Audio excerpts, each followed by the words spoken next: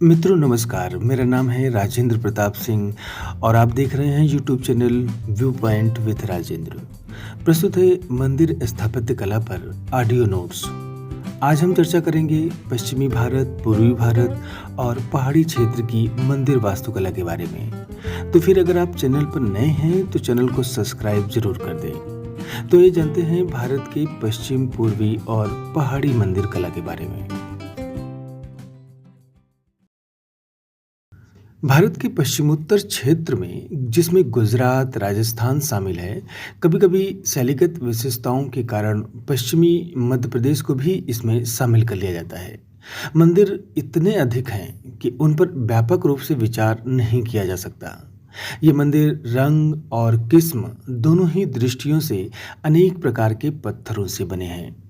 इनमें बलुआ पत्थर का इस्तेमाल ज़्यादा हुआ है। 10वीं से 12वीं शताब्दी के बीच बने मंदिरों की मूर्तियां धूसर, स्लेटी या काले बेसाल्ट पत्थरों से बनाई गई हैं, लेकिन इनमें मुलायम, चिकने, सफ़ेद संगमरमर का भी तरह तरह से प्रचुर मात्रा में प्रयोग हुआ है, जो 10वीं से 12वीं शताब्दी के माउंट आबू और रणकपुर यानी कि राजस्थान के जैन मंदिरों में भी देखने को मिलता है।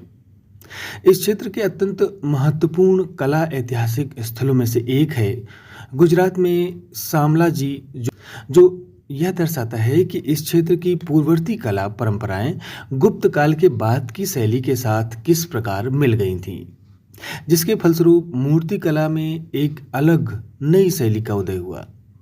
धूसर स्तरित चट्टानों से बनी अनेक मूर्तियां इस क्षेत्र में पाई गई हैं, जिनका समय 6ठी शताब्दी के आसपास का माना जा सकता है।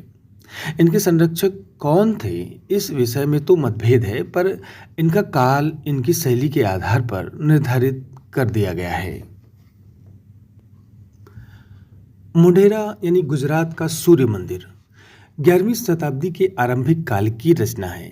इसे सोलंकी राजवंश के राजा भीमदेव प्रथम ने 1026 ईस्वी में बनवाया था। सूर्य मंदिर में सामने की ओर एक अत्यंत विशाल वर्गाकार जलाशय है, जिसमें सीढ़ियों की सहायता से पानी तक पहुंचा जा सकता है। इसे सूर्य कुंड कहते हैं। नदी, तालाब, कुंड, बावली जैसे किसी भी जल निकाय का किसी पवित्र एवं धार्मिक वस्तु स्थल के पास होना पुराने जमाने से ही आवश्यक समझा जाता रहा है। इस काल तक आते आते ये जल निकाय अनेक मंदिरों के हिस्सा बन गए। यह 100 वर्ग मीटर के क्षेत्रफल वाला वर्गाकार जलाशय है और जलाशय के भीतर की सीढ़ियों के बीच में 108 छोटे छोटे देवस्थान बने हुए हैं। एक अलंकृत विशाल चाप तोरण दर्शनार्थियों को सीधे सभा मंडप तक ले जाता है। यह मंडप चारों ओर से खुला है, जैसा कि उन दिनों पश्चिमी तथा मध्य भारत के मंदिरों में आम रिवाज था। गुजरात की काष्ठ उत्कीर्णन की परंपरा का प्रभाव इस मंदिर में उपलब्ध प्रचुर उत्कीर्ण और मूर्ति निर्माण के कार्यों को स्पष्ट देखा जा सकता है। यानी इस मंदिर की दीवारों और खंभों को इतना सुंदर तरीके से तराशा गया है, देखते ही बनता है। किंतु केंद्रीय छोटे देवालयों की दीवारों पर कोई उत्कीर्ण नहीं किया गया है, दीवारें सादी छोड़ दी गई हैं। क्योंकि मंदिर पूर्वाभिमुख है और इसलिए हर वर्ष विषुव के समय यानी कि 21 मार्च और 23 सितंबर को जब दिन रात बराबर होते हैं, सूर्य सीधे केंद्रीय देवालय पर चमकता है। इस मंदिर की ये खास बात है। अब आइए चर्चा करते हैं पूर्वी भारत के बारे में।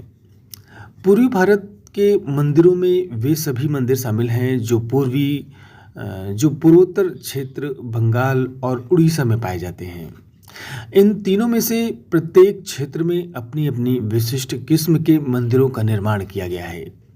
पूर्वोत्तर क्षेत्र और बंगाल के वास्तुशिल्प के इतिहास का अध्ययन करना कठिन हो गया है, क्योंकि उन क्षेत्रों में निर्मित अनेक प्राचीन मंदिरों के भवनों का नवीनीकरण कर दिया गया है और उन स्थलों पर इस समय मंदिरों का जो रूप बचा हुआ है वह परवर्ती काल में ईंट और कंक्रीट का बना हुआ है, जिससे उनका मूल रूप ढक गया है।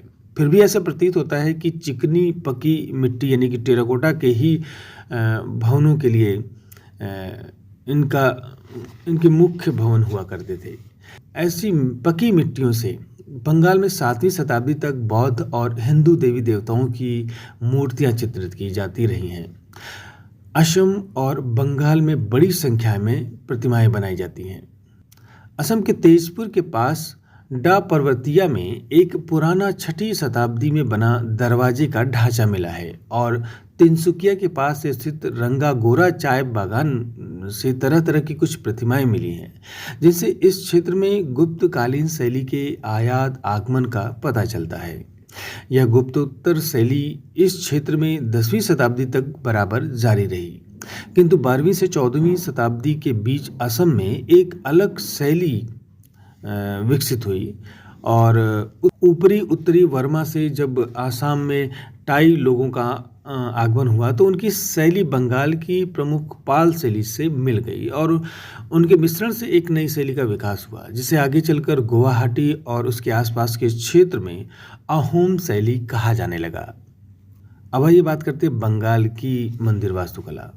तो बिहार और बंगाल यानी कि बांग्लादेश सहित इसमें शामिल है में 9वीं से 12वीं शताब्दी के बीच की अवधि में निर्मित प्रतिमाओं की शैली को पाल शैली कहा जाता है, जिसका नामकरण तत्कालीन पाल शासकों के आधार पर किया गया। इस प्रकार 11वीं शताब्दी के मध्य भाग से 13वीं शताब्दी के मध्य तक निर्मित मूर्तियों की शैली को तत्कालीन सेन शासकों के नाम पर सेन शैली कहा जाता है, पर उस क्षेत्र में पाए जाने वाले मंदिर स्थानीय बंग शैली के अभिव्यंजक ही माने जाते हैं। उदाहरण के लिए वर्धमान जिले में बराकट नगर के पास स्थित 9वीं शताब्दी के सिद्धेश्वर महादेव मंदिर का मोड़दार शिखर बहुत ऊंचा है और उसकी चोटी पर एक बड़ा आमलक बना हुआ है। यह आरंभिक पाल शैली का अच्छा उदाहरण है। यह उड़ीसा के समकालीन मंदिरों जैसा ही है और यह मूल रूप से कुछ शताब्दियों के बाद ऊंचा होता गया। 9वीं से 12वीं शताब्दी के बीच अनेक भवन पुरुलिया जिले में तेलकुपी स्थान पर स्थित हैं। जब इस क्षेत्र में बांध का निर्माण किया जा रहा था तो वे पानी में समा गए। ये भवन उस क्षेत्र में प्रचलित अनेक महत्वपूर्ण शैलियों में से हैं, जिनसे पता चलता है कि तत्कालीन कलाकार उन सभी शेष नागर उपशैलियों से परिचित थे जो उस समय उत्तर भारत में प्रचलित थी। पुरुलिया जिले में कुछ मंदिर आज भी विद्यमान हैं जो उस काल के बताए जाते हैं। इन मंदिरों के काले तथा धूसर रंग बेसाल्ट और क्लोराइट पत्थरों से बने स्तंभों तथा मेहराबी ताकों ने गौर और पाडुआ में स्थित भवनों को, जो प्रारंभिक बंगाल सल्तनत के समय के हैं, बहुत प्रभावित किया। इसी प्रकार बंगाल की अनेक स्थानीय भवन निर्माण की परंपराओं ने भी उस क्षेत्र की मंदिर शैली को प्रभावित किया है। इन स्थानीय परंपराओं में सबसे अधिक महत्वपूर्ण था बंगाली झोपड़ी की बांस की बनी छत का एक और ढलान और उसकी मुड़ी हुई शक्ल। इस विशेषता को आगे चलकर मुगल कालीन इमारतों में भी अपना लिया गया। ऐसी छत को संपूर्ण उत्तर भारत में बंगला छत कहा जाता है। मुगल काल में और उसके बाद की पकी मिट्टी की ईंटों से 20 मंदिर बंगाल और आज के बांग्लादेश में बनाए गए। इनकी शैली अपने किस्म की अलग ही थी, जिसमें बांस की झोपड़ियों में प्रयुक्त स्थानीय निर्माण तकनीकों के तत्व तो शामिल थे ही, साथ ही पाल शैली के बचे खुचे पुराने रूपों और मुस्लिम वास्तुकला में जो मेहराबों और गुंबदों को थी उनको शामिल कर लिया गया था। इस शैली के भवन विष्णुपुर, बांकुड़ा, बर्धमान और बीरभूम में स्थान स्थान पर मिलते हैं और ये अधिकतर 17वीं शताब्दी के हैं। उड़ीसा की वास्तुकला की मुख्य विशेषताओं को 3 वर्गों में विभाजित किया जा सकता है, और अर्थात रेखा पिंड, ढाक केव और खाकरा। वहाँ के अधिकांश प्रमुख ऐतिहासिक स्थल प्राचीन कलिंग क्षेत्र में हैं, यानी आधुनिक पुरी जिले में ही स्थित है, जिसमें भुवनेश्वर यानी कि पुराना त्रिभुवनेश्वर, पुरी और कोणार्क के इलाके शामिल हैं। उड़ीसा के मंदिरों की शैली अलग किस्म की है, जिसमें हम नागर शैली की उपशैली कह सकते हैं। आमतौर पर शिखर, जिसे उड़ीसा में देवल कहते हैं, इस उपशैली के अंतर्गत लगभग चोटी तक एक यानी कि बिल्कुल सीधे खड़ा होता है, पर चोटी पर जाकर अचानक तेजी से भीतर की ओर मुड़ जाता है। इन मंदिरों में देवालयों से पहले सामान्य रूप से मंडप होते हैं, जिन्हें उड़ीसा में जगमोहन कहा जाता है। और मुख्य भूमि की भू योजना हमेशा लगभग वर्गाकार होती है, जो ऊपरी ढांचे के भागों में मस्तक पर वृत्ताकार हो जाती है। इसे इससे लाट लंबाई में लगभग बेलनाकार दिखाई देती है। लाट के आले दिवाले आमतौर पर वर्गाकार होते हैं। मंदिरों का बाहरी भाग अत्यंत उत्कीर्ण से भरा होता है, जबकि भीतरी भाग आमतौर पर खाली होता है। उड़ीसा के मंदिरों में आमतौर पर चार दीवारी होती है। बंगाल की खाड़ी के तट पर स्थित कोणार्क में भव्य सूर्य मंदिर के अब भग्नावशेष ही देखने को मिलते हैं। यह मंदिर एक यह मंदिर 1240 ईस्वी के आसपास बनाया गया था। इसका शिखर बहुत भारी भरकम था और कहते हैं कि उसकी ऊंचाई 70 मीटर थी। इसका स्थल इसके भार को न सह सका और यह शिखर 19वीं शताब्दी में धराशायी हो गया। मंदिर का विस्तृत संकुल एक चौकोर परिसर के भीतर स्थित था। उसमें से अब जगमोहन यानी कि जो नृत्य मंडप हुआ करता था वही बचा हुआ है। अब इस मंडप तक पहुंचा नहीं जा सकता है, पर इसके बारे में यह कहा जाता है कि यह मंडप हिंदू वास्तुकला में सबसे बड़ा घिरा हुआ अहाता है। सूर्य मंदिर एक ऊंचे आधार पर स्थित है। इसकी दीवारें व्यापक रूप से अलंकारिक उत्कीर्ण से ढकी हुई हैं। इनमें बड़े बड़े पहिए यानी कि 12 जोड़ी पहिए बने हुए हैं, जो सूर्य देव की पौराणिक कथा का स्मरण कराते हैं, जिसके अनुसार सूर्य 7 घोड़ों के द्वारा खींचे जा रहे रथ पर सवार होते हैं। यह सब प्रवेश द्वार के विमान यानी कि सीढ़ियों पर उकेरा हुआ है। इस प्रकार यह संपूर्ण मंदिर किसी शोभा यात्रा में खींचे जा रहे विशाल रथ जैसा प्रतीत होता है। मंदिर की दक्षिणी दीवार पर सूर्य की एक विशाल प्रतिमा है, जो हरे पत्थर की बनी हुई है। ऐसा कहा जाता है कि पहले ऐसी 3 आकृतियां थीं। इनमें से हर एक आकृति एक अलग किस्म के पत्थर से बनी हुई थी। अलग अलग दिशा की ओर अभिमुख था इनका।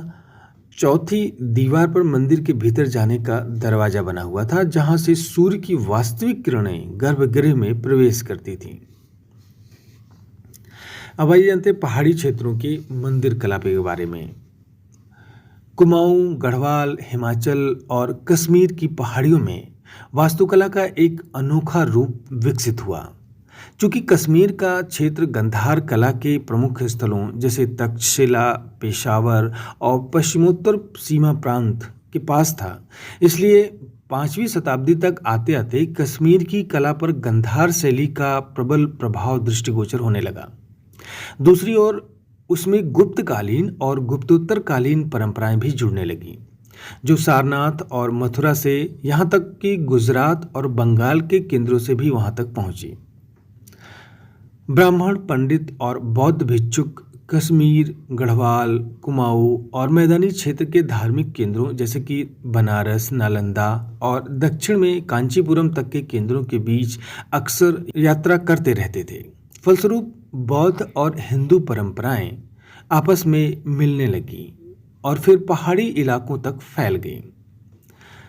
स्वयं पहाड़ी क्षेत्रों की भी अपनी एक अलग परंपरा थी, जिसके अंतर्गत लकड़ी के मकान बनाए जाते थे, जिनकी छतें ढलवा होती थीं। इसलिए पहाड़ी क्षेत्रों में अनेक स्थानों पर हम देखेंगे कि मुख्य गर्भगृह और शिखर तो रेखा प्रसाद शैली में बने होते हैं, जबकि मंडप काष्ठ वास्तुकला के एक पुराने रूप में होता है। कभी कभी मंदिर स्वयं पैगोडा या स्तूप की शक्ल ले लेता है। कश्मीर का कारकोटा काल की वास्तुकला की दृष्टि से देखें तो अत्यधिक उल्लेखनीय है। उन्होंने बहुत से मंदिर बनाए, जिनमें पांडेथान में निर्मित मंदिर सबसे अधिक महत्वपूर्ण है। ये मंदिर 8वीं और 9वीं शताब्दी में बनाए गए थे। देवालयों के पास जलाशय होने की परंपरा का पालन करते हुए पंडेरनाथ मंदिर जलाशय के बीच में बनी हुई एक वेदी पर निर्मित है। वैसे तो कश्मीर में बौद्ध और हिंदू दोनों धर्मों के अनुयायियों के होने के साक्ष्य मिलते हैं, पर यह मंदिर एक हिंदू देवस्थान है और संभवतः शिव को समर्पित है। इस मंदिर की वास्तुकला कश्मीर की वर्षों पुरानी परंपरा के अनुरूप है, जिसके अंतर्गत लकड़ी की इमारतें बनाई जाती थीं। कश्मीर की बर्फीली परिस्थितियों के कारण छत चोटीदार होती है और उसकी ढाल बाहर की ओर होती है, जिससे हिमपात का मुकाबला किया जा सके। यह मंदिर बहुत ही कम अलंकृत और गुप्तोत्तरकालीन प्रचुर गहरे उत्कीर्णन की सौंदर्य शैली से बहुत हटकर है। हाथियों की कतार का बना आधार तल और द्वार पर बने अलंकरण ही इस मंदिर की सजावट है। शामला जी में मिली प्रतिमाओं की तरह चंबा में मिली प्रतिमाओं में भी स्थानीय परंपराओं का गुप्तोत्तर शैली के साथ संगम दिखाई देता है। लक्ष्मणा देवी मंदिर में स्थापित महिषासुरमर्दिनी और नरसिंह की प्रतिमाओं में गुप्तोत्तरकालीन परंपरा का प्रभाव दिखाई देता है। दोनों प्रतिमाओं में यह स्पष्ट दिखाई देता है कि एक ओर जहां कश्मीर की धातु प्रतिमा परंपरा का पालन किया गया है, वहीं दूसरी ओर मूर्तियों में गुप्तोत्तरकालीन सौंदर्य शैली का भी पूरा ध्यान रखा गया है। प्रतिमाओं का पीलापन संभवतः जस्ते और तांबे के मिश्रण का प्रभाव है। उन दिनों कश्मीर में उन दोनों धातुओं का खूब प्रयोग होता था। इस मंदिर में एक शिलालेख है जिसमें यह कहा गया है कि यह मंदिर राजा मेरुवर्मन के शासनकाल में 7वीं शताब्दी में बनाया गया था। कुमाऊं के मंदिरों की चर्चा करें तो वहाँ के 2 मंदिर विशेष रूप से उल्लेखनीय हैं। इनमें एक अल्मोड़ा के पास जगेश्वर और दूसरा पिथौरागढ़ के पास चंपावत में है। ये दोनों मंदिर इस क्षेत्र में नागर वास्तुकला के उत्कृष्ट उदाहरण हैं। तो फिर आज बस इतना ही। मिलते हैं अगले वीडियो में और चर्चा करेंगे दक्षिण भारत की मंदिर शैली के बारे में। तो वीडियो आपको कैसा लगा, अपने विचार कमेंट बॉक्स में जरूर लिखें और साथ ही यह भी बताएं कि आप कहां से ये वीडियो सुन रहे थे या देख रहे थे। तो वीडियो को पूरा देखने के लिए बहुत बहुत धन्यवाद।